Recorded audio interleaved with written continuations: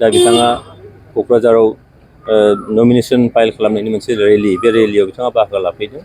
आसाम रायजोनि आफादगिरि भबेस कलिता बिथाङा फैदों। बेयाव एजिपिनिफ्राय जोंहा एमएलए रमेन्द्र नारायण कलिता बिथाङाबो फैदों आरो चन्द्रमहन पाटवारी मन्त्रि, जोंनि गार्जेन जोंनि मन्त्रि इउजि ब्रह्म बिथांमोन आरो जोंनि मानगोनां चिफ बिथांनि जिखिनि बाहागो लानाय, बे बाहागो लानायाव नुबाय जे रायजोफ्रा गाव गावनो गोसो जानानै दिनैहाय गोरजाब ओंखारबोदों। लाख मानसिया दिनैहाय क'क्राझारनि रेलियाव बाहागो लादों। दा बेजों थारैनो जोङो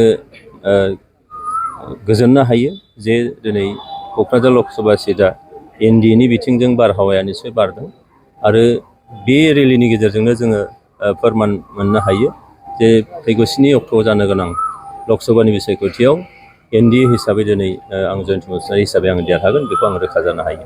नोंथांनि अनगायैबो जे गुबुन गुबुन पार्टिनिफ्राय जे नमिनेशन गथायदों, सोरजोंबा जुजिगोन होननानै आथिखालाव जोङो गुबुन गुबुन जायगायाव जेफोर मिटिं खालामनानै मोनदों, रायजो राजाफोरनि जिबायदि गिर्जा ओंखारबोनाय, गाव गावनो गोसो जानानै फैनाय, बे बिथिंखौ जुदि नोजोर होयोब्ला नुनो मोनो जे जोङो फैबाय थानाय 7 मेआव जानो गोनां जिखिनि लकसभा बिसायख'थि, बे बिसायख'थियाव जोङो 70% भट मोननो थांगासिनो दं आरो 70% भट मोनखांनायनि उनाव आरोबाव सोरजोंबा बादायबावनांगौ थागोन आं बेखौ सानाखै।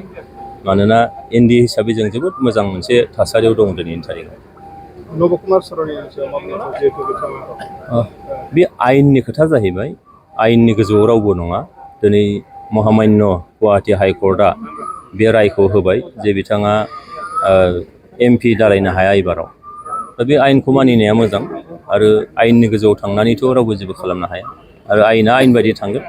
बेखायनो अदेबानि बिथाङा दा बेयाव जुदि बिसायख'थियाव गसंनो मोनोमोनब्लाबो देग्लायनि जि बिसायख'थिनि बारहावा, बे बारहावाया एनडिएनि बिथिंजों आरो बे एनडिएखौ दिनै रायजो राजाफ्रा गिर्जाब मोजां मोनदों, सापर्ट खालामदों, बाहागो लादों। बेजों जोंनि एनडिए हिसाबै देरहानाया जोबोद रोखा क'क्राझाराव।